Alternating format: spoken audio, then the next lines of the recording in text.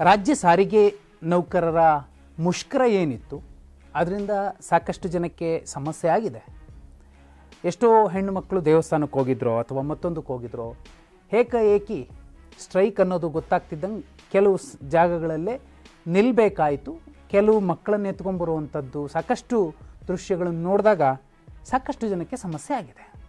ಹೌದು, ಆದರೆ ಸುಮಾರು 1 ಲಕ್ಷ ಏನು ನೌಕರರಿದ್ದಾರೆ, ರಾಜ್ಯ ಸಾರಿಗೆ ಇಲಾಖೆಯ ನೌಕರರು, ಅವರು ಎಂತಹ ಸಂಕಟ ಅನುಭವಿಸ್ತಿದ್ದಾರೆ, ಚಿತ್ರಹಿಂಸೆ ಅನುಭವಿಸ್ತಿದ್ದಾರೆ ಅಂದರೆ ಅವರಿಗೆ ಒಂದು ಟೋಕನ್ ನಂಬರ್ ಅಂತ ಕೊಟ್ಟಿರ್ತಾರೆ, ಬಿಲ್ಲೆ ನಂಬರ್ ಅಂತ. ಕಂಡಕ್ಟರ್ ಕಮ್ ಡ್ರೈವರ್ಗಳನ್ನ ನಾನು ಕಣ್ಣಾರೆ ನೋಡಿದ್ದೀನಿ. ಅವರು ಬಿಲ್ಲೆ ತೊಟ್ಟಂತಹ ಜೀತದಾಳುಗಳು. ನಾನು ಸರ್ಕಾರಿ ನೌಕರರ ಬಗ್ಗೆ ತುಂಬ ಗೌರವ ಇದೆ. ನೋಡಿ ಎಂಥ ದುರಂತ ಅಂದರೆ, ಒಬ್ಬ ಪೊಲೀಸ್ ಇಲಾಖೆಯ ಪೇದೆಗೆ ಆತನ ಯೂನಿಫಾರ್ಮಿಗೆ ಬೆಲೆ ಇರುತ್ತೆ, ಕೊನೆ ಪಕ್ಷ ಅವ್ರಿಗೆ ಸಂಬಳ ಲೇಟ್ ಆಗುತ್ತೋ ಬಿಡುತ್ತೋ ಅದು ಸೆಕೆಂಡ್ರಿ. ಆದರೆ ಈ BMTC ಮತ್ತು KSRTC ನೌಕರರು ಇರ್ತಾರಲ್ಲ, ಕಂಡಕ್ಟರ್ ಕಮ್ ಡ್ರೈವರ್, ಅವ್ರ ಯೂನಿಫಾರ್ಮ್ಗೂ ಪಾಪ ಬಿಡಿಗಾಸಿನ ಬೆಲೆ ಇರೋದಿಲ್ಲ. ಯಾಕಂದರೆ ಅವರು ಅವರ ಡಿಪೋ ಮ್ಯಾನೇಜರ್ ಯಾರಿರ್ತಾರೆ ಅಂಥವ್ರ ಮುಂದೆ ಗೋಗರಿಯೋದು, ಗೋಳಾಡೋದು, ಒಂದು ರಜೆಗೋಸ್ಕರ, ಒಂದೇ ಒಂದು ರಜೆಗೋಸ್ಕರ, ವೀಕ್ ಆಫ್ ಬಿಟ್ಟು ನನ್ನ ಮಗಂಗೆ ಹುಷಾರಿಲ್ಲ ಅಂತಲೋ ಮತ್ತೊಂದೋ ಮಗದೊಂದೋ ಒಂದು ರಜೆಗೋಸ್ಕರ ಅವರು ಅಕ್ಷರಶಃ ಗೋಳಾಡಬೇಕು, ಕಣ್ಣೀರಿಡಬೇಕು. ಇದಕ್ಕಿಂತಲೂ ಮುಖ್ಯವಾಗಿ ನಿಮಗೆ ಒಂದಷ್ಟು ಪಾಯಿಂಟ್ಸ್ ನಾನು ತಂದಿದ್ದೀನಿ. ಯಾಕಂದರೆ ಸುಮಾರು 1 ಲಕ್ಷ ಏನು ಎಂಪ್ಲಾಯೀಸ್ ಇದ್ದಾರೆ, ಇವರ ಮಾಸಿಕ ಸಂಬಳ ಈ ಸರ್ಕಾರಕ್ಕೆ ಹೊರೆ ಆಗುವಂಥದ್ದು ಅಥವಾ ವೆಚ್ಚ ಆಗುವಂಥದ್ದು 100 ರಿಂದ 150 ಕೋಟಿ ರೂಪಾಯಿ ಅಪ್ರಾಕ್ಸಿಮೇಟ್. ಬರುವಂತಹ ಲಾಭ ಏನು ನೋಡಿ, 2023-24 ಇಲಾಖೆ ಘೋಷಿಸಿಕೊಂಡಿರೋ ಆದಾಯದ ಪ್ರಕಾರ 10,147 ಕೋಟಿ ರೂಪಾಯಿ ಆದಾಯ ಬಂದಿದೆ ಅಂತ ಇಟ್ಕೊಳ್ಳಿ. ಒಂದು ತಿಂಗಳಿಗೆ 100 ರಿಂದ 150 ಕೋಟಿ ಮಾಸಿಕ ಆದಾಯ ಮಾಸಿಕ ವೆಚ್ಚ ಆಗುತ್ತೆ ಸಂಬಳಕ್ಕೆ ಅನ್ನೋದಾದರೆ 1,000ದಿಂದ 1,500 ಕೋಟಿ ರೂಪಾಯಿ ಒಳಗಡೆ ಇವರ ಸಂಬಳ ಮತ್ತೊಂದು ಮಗದೊಂದು ಕ್ಲಿಯರ್ ಆಗುತ್ತೆ, ವೇತನ. ಇನ್ನು ಉಳಿದದ್ದು ಅವ್ರಿಗೆ ಬಿಟ್ಟಿತ್ತು, ಅದು ಆದಾಯ ಅಂತಲೇ ಕನ್ಸಿಡರ್ ಮಾಡಿ. ಇದು ಒಂದು ಎಕ್ಸಾಂಪಲ್ ಅಷ್ಟೇ. ಆದರೆ ಪ್ರತಿದಿನ ಒಂದು 250 ರಿಂದ 300 ಕೋಟಿ ರೂಪಾಯಿ ಪ್ರಾಫಿಟ್ ಸಾರಿಗೆ ಇಲಾಖೆಗೆ ಬರ್ತಾ ಇದೆ 4 ನಿಗಮಗಳಿಂದ. ಒಂದು KSRTCಯಿಂದ ಒಂದು 8-9 ಸಾವಿರ ಬಸ್ಸು, BMTCಯಿಂದ ಒಂದು 7 ರಿಂದ 8 ಸಾವಿರ ಬಸ್ಸು ಡೈಲಿ ಓಡಾಡ್ತಿದೆ. ಶಕ್ತಿ ಯೋಜನೆ ಇದೆ, ಓಕೆ, ಶಕ್ತಿ ಯೋಜನೆ ಹತ್ತಿಸ್ಕೋತಾರೆ. ಆದರೆ ಶಕ್ತಿ ಯೋಜನೆಯಿಂದ ಏನು ಪ್ರತಿದಿನ ಟಿಕೆಟ್ ಹರ್ಕೊಡ್ತಾರೆ, ಆ ಟಿಕೆಟ್ಗೆ ಸರ್ಕಾರ ಸರಿಯಾದ ಸಂದರ್ಭಕ್ಕೆ ಸರಿಯಾದ ಸಮಯಕ್ಕೆ ನಿಗಮಕ್ಕೆ ಆ ಹಣವನ್ನು ಪಾವತಿ ಮಾಡದೆ ಹೋದರೆ ನೋಡಿ, 2025 ಜನವರಿ ಹೊತ್ತಿಗೆ BMTCಗೆ 1,126 ಕೋಟಿ, KSRTCಗೆ 2,481 ಕೋಟಿ, ಒಟ್ಟು 6,543 ಕೋಟಿ ಪೈಕಿ ಬಿಡುಗಡೆ ಮಾಡಿದ್ದು, ಇನ್ನೂ ಬಾಕಿ ಉಳಿಸ್ಕೊಂಡಿದ್ದು ಜನವರಿಗೆ 2025 ಜನವರಿ 2,257 ಕೋಟಿ ರೂಪಾಯಿ. ಇವರು ದುಡಿತಿದ್ದಾರೆ, ಕಷ್ಟ ಬೀಳ್ತಿದ್ದಾರೆ, ರಾತ್ರಿ ಹಗಲು ಅಂತ ಓಡಾಡ್ತಿದ್ದಾರೆ. ಇದ್ರ ಮಧ್ಯೆ ಇನ್ನೊಂದು ಸಮಸ್ಯೆ ಇವ್ರಿಗಿದೆ, ಏನಂದರೆ ಅಪ್ರಾಕ್ಸಿಮೇಟ್ ಆಗಿ ತಿಂಗಳಿಗೆ ಒಂದು 30 ರಿಂದ 33 ಆಕ್ಸಿಡೆಂಟ್ಗಳಾಗ್ತಿದ್ದಾವೆ. ಯಾಕೆ ಸಾಯ್ತಿರೋದು ಯಾರು? ಸಾರ್ವಜನಿಕರು ಹೌದು, ಜೊತೆಯಲ್ಲಿ ಅಲ್ಲಿ ಬಿಲ್ಲೆ ಹಾಕಿಕೊಂಡಂತಹ ಜೀತದಾಳುಗಳಿದಾರಲ್ಲ, ಇವ್ರ ಪ್ರಕಾರ ಅವರು ಕೂಡ ಸಾಯ್ತಿದ್ದಾರೆ. ಸಮಸ್ಯೆ ಏನು? ಮೇಂಟೆನೆನ್ಸ್. ಅವ್ರಿಗೆ ಓಡಿಸೋದು ಬರಲ್ಲ ಅಂತಲ್ಲ, ಓಡಿಸೋದು ಬರಲಿಲ್ಲ ಅಂದರೆ ಯಾರು ತಗೋತಾರೆ ಕೆಲಸಕ್ಕೆ? ಆದರೆ ಆ ಟೈರ್ ಸಮಸ್ಯೆ ಏನು? ಯಾಕಂದರೆ ಇಲ್ಲಿ ಕೇಂದ್ರ ಉಗ್ರಾಣ ಅಂತ ಒಂದಿರುತ್ತೆ, ಅದು ಉಗ್ರಾಣ ಅಲ್ಲ, ಗುಡಾಣ.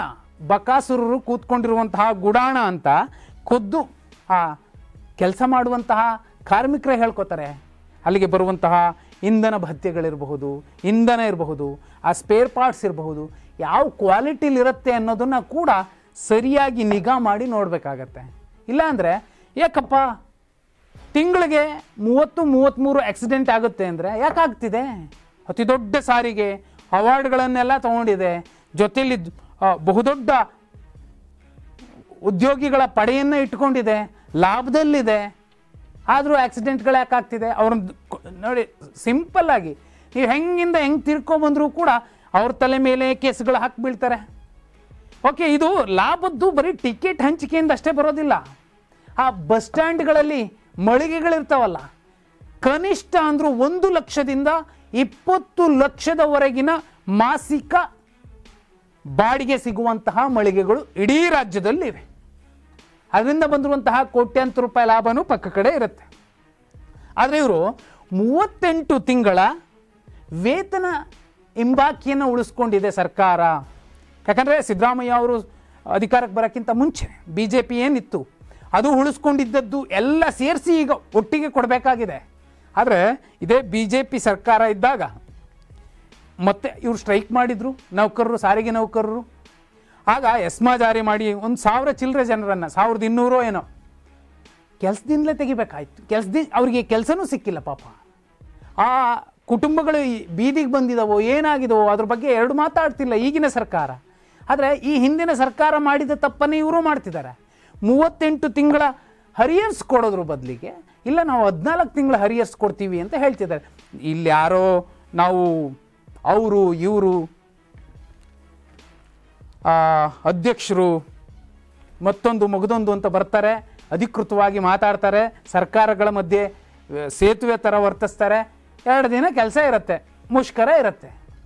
ಆದರೆ ನಿಜವಾಗ್ಲೂ ಆ ಬಿಲ್ಲೆ ತೊಟ್ಟಂತಹ ಜೀತದ ಆಳುಗಳಿದಾರಲ್ಲ ಪಾಪ, ಅವ್ರಿಗೆ ನ್ಯಾಯ ಸಿಗೋದಿಲ್ಲ. ಒಂದು ವೇಳೆ ಸಿಕ್ಕಿ ಇದ್ದಿದ್ರೆ ಇದುವರೆಗೂ ಈಗ ಯಾಕೆ ಸ್ಟ್ರೈಕ್ ಮಾಡ್ತಿದ್ರು?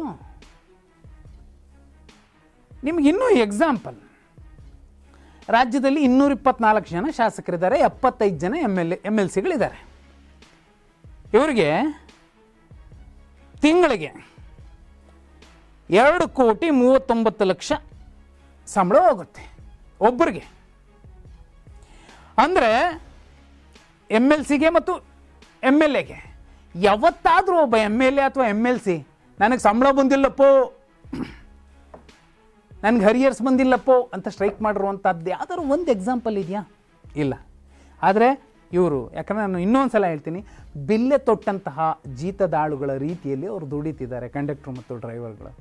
ಅವರ ಕಷ್ಟ ಕೇಳೋರಂತೂ ಯಾರೂ ಇಲ್ಲ. ಪ್ರತಿ ಸಲ ಮುಷ್ಕರ ಆಗತ್ತೆ, ಒಂದು ದಿನ ಅವ್ರು ನೋಡ್ತಾರೆ, ಅವ್ರ ಪಾಡಿಗೆ ಅವ್ರು ಬೈಕೋತಾರೆ. ಅವರು ಹೆಂಗೆ ಗಾಣದ ಹೆತ್ತುಗಳ ರೀತಿಯಲ್ಲಿ ದುಡಿತಾ ಇದ್ದಾರೆ. ಅವರಿಗೆ ಸರಿಯಾದ ನ್ಯಾಯ, ಸುಮ್ಮನೆ ಮಾತಾಡುವಂಥದ್ದು ಪ್ರತಿ ಸಲ ಮುಷ್ಕರ ಆದಾಗಲೂ ಕೂಡ ಸ್ವಲ್ಪ ದಿನ ಇಲ್ಲಪ್ಪ ಏನೋ ಮಾಡ್ತಾರಂತೆ, ಸರ್ಕಾರ ಏನು ಹೇಳುತ್ತೋ ನೋಡೋಣ, ಇಷ್ಟೇ. ಕೇಳಿಸ್ಕೊಳ್ಳೋದು, ನ್ಯೂಸ್ ನೋಡೋದು, ಸುಮ್ಮನೆ ಆಗೋದು. ಕೇಳಿಸ್ಕೊಳ್ಳೋದು, ನ್ಯೂಸ್ ನೋಡೋದು, ಸುಮ್ಮನೆ ಆಗೋದು. ಅವ್ರಿಗೆ ಇದುವರೆಗೂ ನ್ಯಾಯ ಸಿಕ್ಕಿಲ್ಲ ಈ ಇಲಾಖೆಯಲ್ಲಿ, ಸಾರಿಗೆ ಇಲಾಖೆಯಲ್ಲಿ. ಆದರೆ ಇಡೀ ದೇಶ ನಂಬರ್ 1 ಸಾರಿಗೆ ಇಲಾಖೆ ಅಂದರೆ ಅದು ಕರ್ನಾಟಕ ಸಾರಿಗೆ ಇಲಾಖೆ ಅಂತಾರೆ. ಬಸ್ಸುಗಳು ಹೊರಗಡೆ ತಳುಕು ಬಳುಕು ಥಳಮಳ ಇದ್ದರೆ ಸಾಕಾ, ಅಲ್ಲಿ ಕೆಲಸ ಮಾಡೋ ಜನಕ್ಕೆ ಎಲ್ಲ ಸುರಕ್ಷಿತವಾದಂತಹ ಒಂದು ಸವಲತ್ತುಗಳು, ಸೌಲಭ್ಯಗಳು ಸಿಕ್ಕಿವ್ಯಾ? ಸಿಕ್ಕಿಲ್ಲ. ಇದ್ರ ಜೊತೆಯಲ್ಲಿ ನಿಮಗೆ ವರ್ಷಕ್ಕೆ ಕನಿಷ್ಠ 3 ರಿಂದ 4 ಆತ್ಮಹತ್ಯೆಯ ಪ್ರಕರಣಗಳು ಸಾರಿಗೆ ಇಲಾಖೆಯಲ್ಲಿ ಆಗ್ತವೆ. ಯಾಕಾಗ್ತವೆ? ವೇತನ ಹಿಂಬಾಕಿ ಒಂದು ದೊಡ್ಡದೊಂದು ಎಕ್ಸಾಂಪಲ್ ಅಲ್ಲ, ಅದರೊಳಗಡೆ ಇನ್ನೂ ಸಾಕಷ್ಟು ಸಮಸ್ಯೆಗಳಿದ್ದಾವೆ. ಆ ಸಮಸ್ಯೆಗಳ ಬಗ್ಗೆ ಅವ್ರು ಯಾರ ಹತ್ರನೂ ದೂರಂಗಿಲ್ಲ. ದೂರಿದ್ರೆ ನಾಳೆಯಿಂದಲೇ ಡಿಪೋ ಮ್ಯಾನೇಜರಿಂದ ಕಿರುಕುಳ ಶುರುವಾಗುತ್ತೆ, ಅದು DC ತನಕ ಹೋಗುತ್ತೆ. ಹೀಗೆ ಸಾರಿಗೆ ಇಲಾಖೆಯ ಇಂಚಿಂಚು ಆಳಕ್ಕೆ ಹೋದಷ್ಟು ಕೂಡ ಸಮಸ್ಯೆಗಳೇ ಇದ್ದಾವೆ. ಇನ್ನೂ ಏನಂದರೆ ಇವ್ರ ದುರಾದೃಷ್ಟಕ್ಕೋ ಏನೋ ಯಾರೋ ಒಬ್ಬ ಟಿಕೆಟ್ ಕೊಂಡ್ಕೊಂಡಿಲ್ಲ ಅಂದರೆ ಆ ಟಿಕೆಟ್ ಕೊಂಡ್ಕೊಂಡಿಲ್ಲ ಕಾರಣಕ್ಕೋಸ್ಕರ ಇವರಿಗೆ ಒಂದು ಇಂಕ್ರಿಮೆಂಟೇ ಕಟ್ ಮಾಡ್ತಾರೆ. ಸರಿ, ಸುಮಾರು 5 ಲಕ್ಷ ರೂಪಾಯಿ ಹೋಗುತ್ತೆ ಆ ವ್ಯಕ್ತಿಗೆ. ಆತ ಎಷ್ಟು ಪ್ರಾಮಾಣಿಕವಾಗಿ ದುಡಿತಿರ್ತಾನೋ ಏನೋ. ಆದರೆ ಒಂದು ಇಂಕ್ರಿಮೆಂಟ್ ಕೂಡ ಕಳ್ಕೊಂಡ ಅಥವಾ ಸಸ್ಪೆಂಡ್ ಆದ, ಎಲ್ಲವೂ ಕೂಡ ಇವರು ಒಂಥರ ಜೀತದಾಳುಗಳ ರೀತಿಯಲ್ಲಿ ಸಾರಿಗೆ ಇಲಾಖೆಯಲ್ಲಿರ್ತಕ್ಕಂತಹ ನೌಕರರು ದುಡಿತಿದ್ದಾರೆ. ಆದರೆ ಅದು ಗೌರ್ಮೆಂಟಿಂದ ಒಂದು ಬಿಲ್ಲೆ ನಂಬರ್ ಅಂತೂ ಕೊಟ್ಟಿರುತ್ತೆ. ಅದೊಂದು ಬಿಟ್ಟರೆ ಏನಿಲ್ಲ. ತೀರಾ ಲೋನ್ಗಳಿಗೆ ಹೋದಾಗಲೂ ಕೂಡ ಇವ್ರಿಗೆ ಸಮಸ್ಯೆ ಆಗುತ್ತೆ. ನಿಮ್ಮ ಸಂಬಳ ಎಷ್ಟು, ಯಾವ ತಿಂಗಳಿಗೆ ಬರುತ್ತೆ, ಎಷ್ಟು. ಸಾರಿಗೆ ಇಲಾಖೆ ಆದಾಯ ಬರ್ತಿದೆ, ಓಕೆ, ಶ್ರೀಮಂತ ಇಲಾಖೆ, ಎಲ್ಲವೂ ಸರಿ. ಆದರೆ ಒಳಗಡೆ ಇರುವಂತಹ ಸಮಸ್ಯೆಗಳಿದಾವಲ್ಲ, ಇಷ್ಟಿಷ್ಟಿದ್ದಾವೆ. 4 ನಿಗಮಗಳಲ್ಲೂ ಇದ್ದಾವೆ. ಮೇಲ್ನೋಟಕ್ಕಷ್ಟೇ ಚಂದವಾಗಿ ಕಾಣುವಂತಹ ಈ ನಿಗಮ ಮತ್ತು ಈ ಮುಷ್ಕರಗಳು ಪ್ರತಿ ಸಲ ಆಗ್ತವೆ, ಪ್ರತಿ ಸಲ ಹೋಗ್ತವೆ. ಒಂದು ತಾರ್ಕಿಕ ಅಂತ್ಯ ಅಂತೂ ಕೂಡ ಇದುವರೆಗೂ ಸಿಗಲ್ಲ ಅನಿಸುತ್ತೆ. ಅವರನ್ನು ಒಂದು ಅಧಿಕೃತ ಜೀತದಾಳುಗಳು ಅಂತಲೇ ಅನ್ಬೋದೇನೋ. ಯಾಕಂದರೆ ಅವ್ರಿಗೆ ನಿಜವಲ್ಲೂ ಒಂದು ಔದ್ಯೋಗಿಕ ನ್ಯಾಯ, ಅದು ಸಂಬಳ ಇರಬಹುದು, ಮತ್ತೊಂದು ಇರಬಹುದು, ಪರಿಪೂರ್ಣವಾಗಿ ಸಿಕ್ಕಿಲ್ಲ.